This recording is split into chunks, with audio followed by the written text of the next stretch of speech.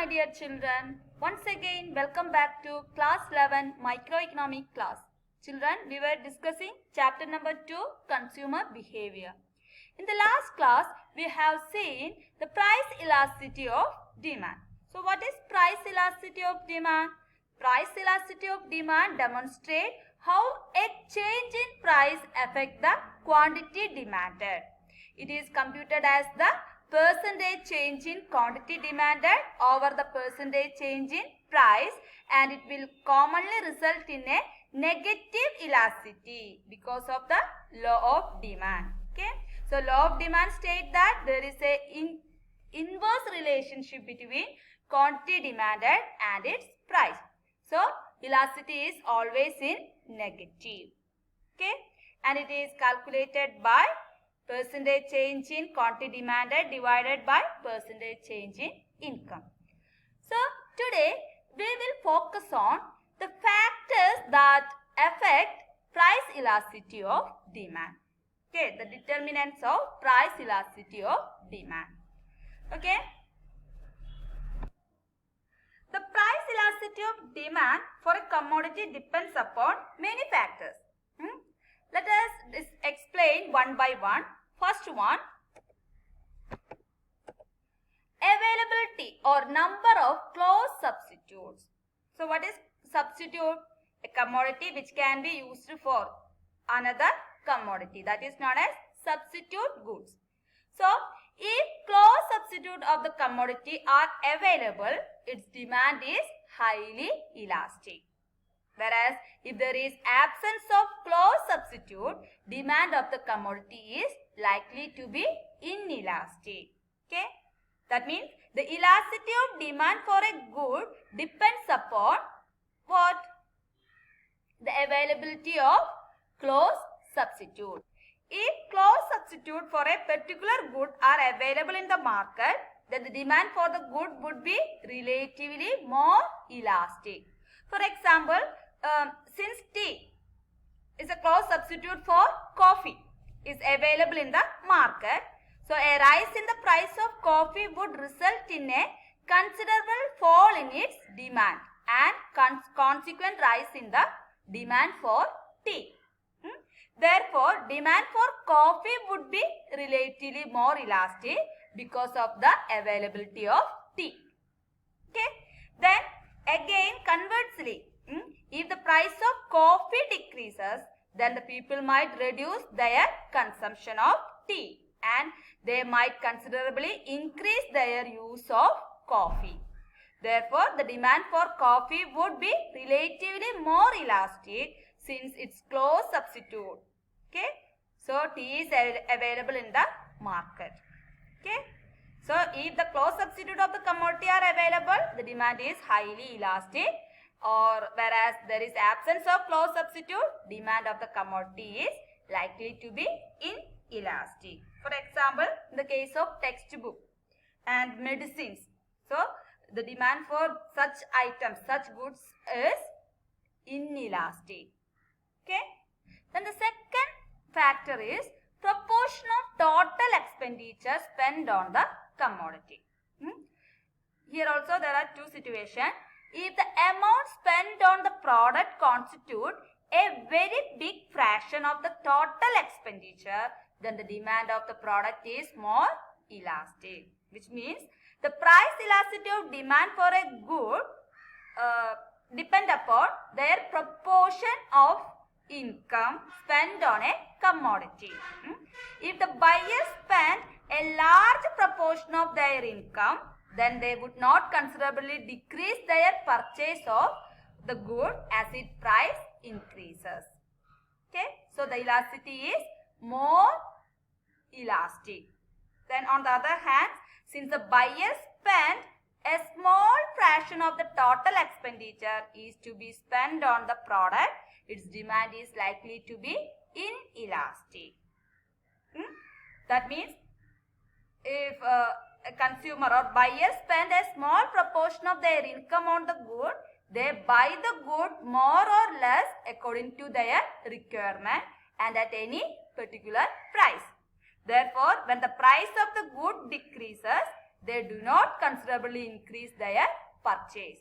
So there is no change in the demand for a commodity if income decreases. So the elasticity of demand is inelastic. Okay. So if the amount of spent on the product constitutes a very big fraction of the total expenditure, the product demand is more elastic.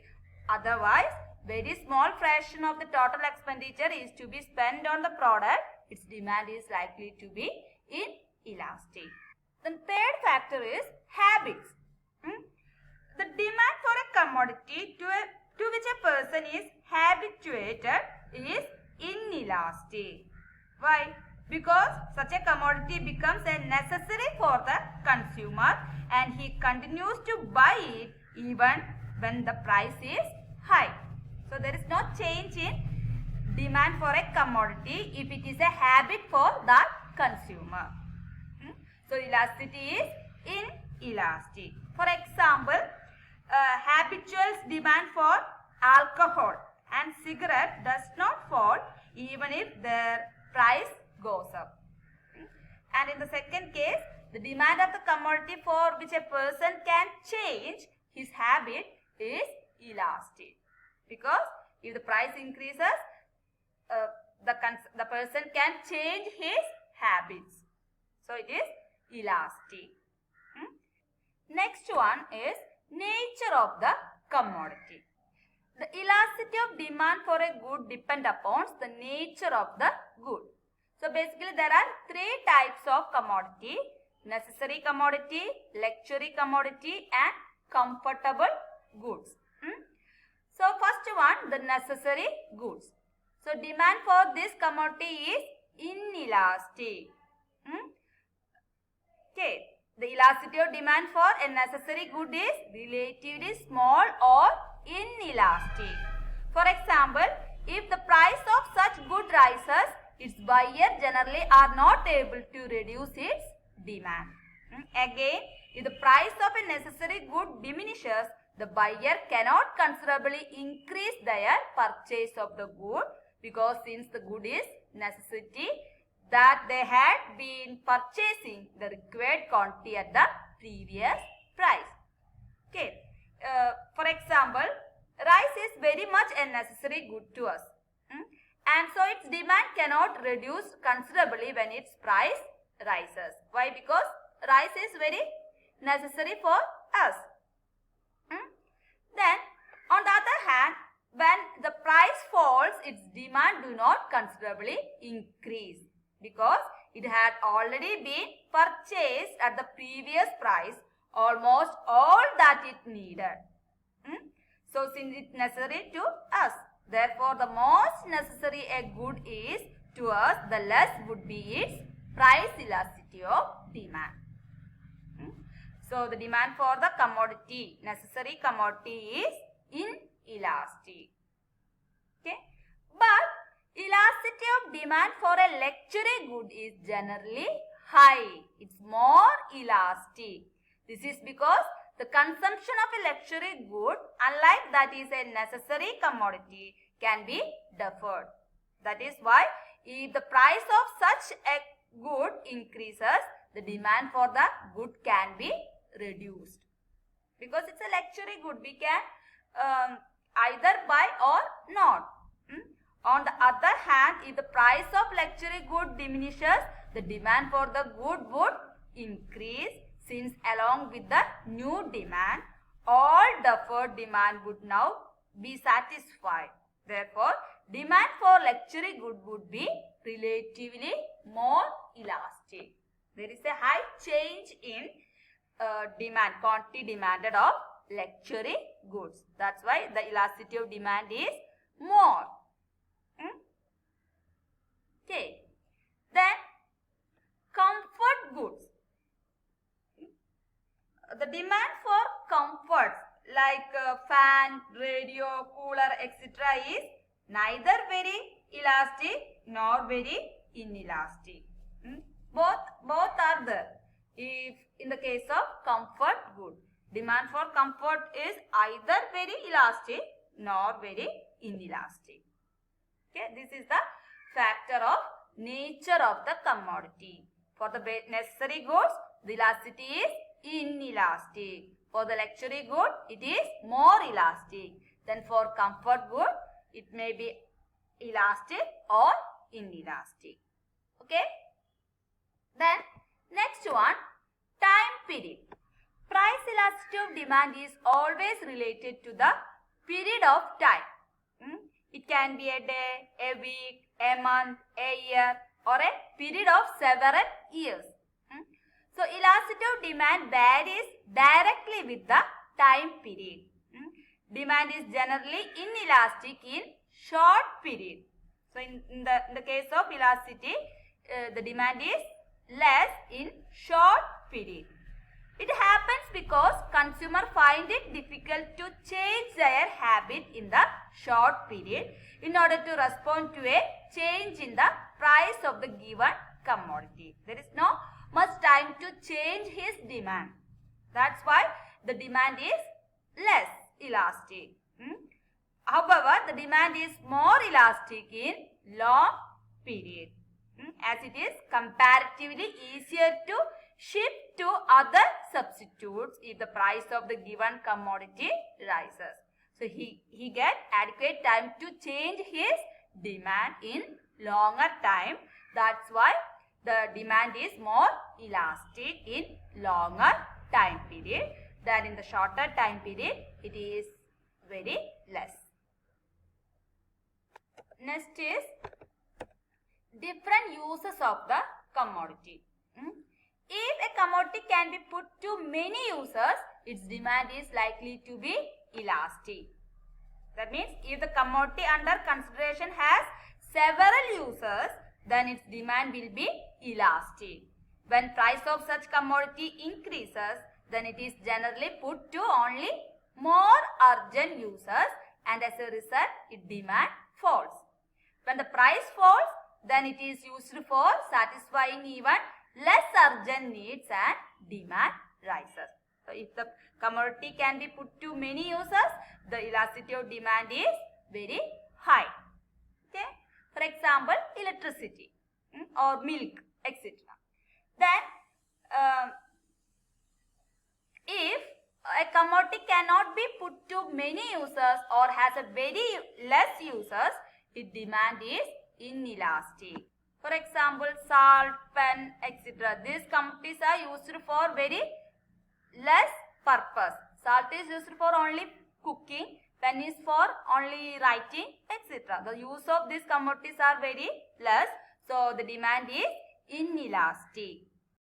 The seventh factor is level of income. So demand for a commodity is inelastic at very high or very low income. So as rich people do not bother about prices, and poor people are already buying minimum. So that's why the demand for a commodity is inelastic at very high or low income. But in the case of middle level of income, demand for commodity is elastic. Okay. So the demand for commodity is inelastic at very high or low income, but the middle class people, the demand for a commodity is elastic. Then next one, level of prices. Demand for high priced commodity is generally elastic. For example, in the case of laptop, then Apple phone, etc. So the demand for high priced commodity is generally elastic. At the same time, demand for low priced commodity is generally inelastic. For example, pencil, matchbox, needles, etc.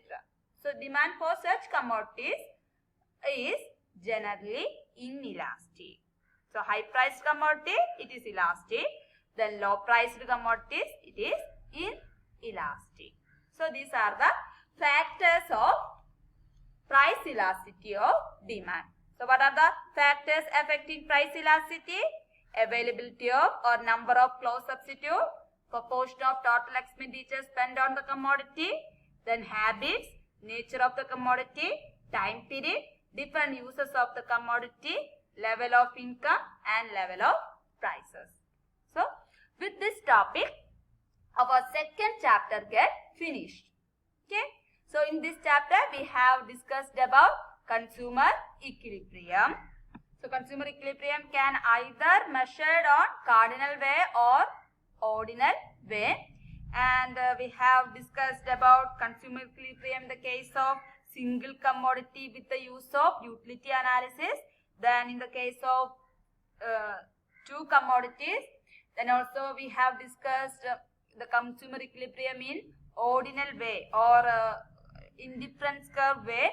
And in this chapter we have discussed theory of demand, law of demand, etc. And also at last we have discussed about elasticity of demand and its measurement.